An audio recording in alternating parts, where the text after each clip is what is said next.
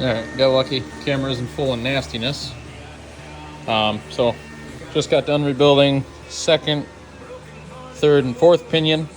These are all new. I'll show you what happened. So, you take the little edges off, it'll be enough to pop out. Main concern, if you look, it's hard to say. Well, you can kind of see it. See all those ridges there? What had happened was the shift fork on there, oil pump looks like it had failed and tore this all up. That was that. Fifth gear receiving end was not that bad, but I'm a stickler for if we're in there, we're going to replace it. And all these were not starting to get gnarled over. So replace it. It's open. Replace it. I don't care if they're $900 in gears. You replace it. Don't skip it. You skip it, you do all that work, you put it back in there, and I promise you, it will pop right back out of gear. You do it right the first time, and you'll thank yourself later. Same with this. So now we're doing the fifth gear. This is the old one.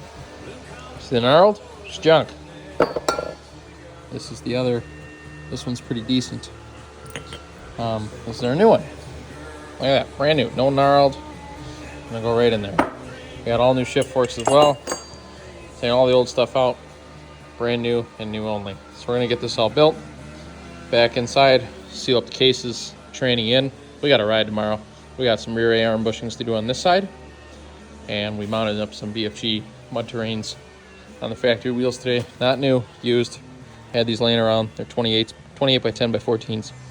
So just to give it kind of a better look. Yeah, we're not going to talk about her. She's a little sad. It does drive. It drove out. But, so, that's what's going on tonight. We're going to be out here till 3 o'clock in the morning. We got a ride tomorrow, so we're trying to put together a GoPro video for you guys tomorrow. We're taking that, so. Yeah, I got to get to work. Catch y'all later. Like, subscribe, and follow. Thanks.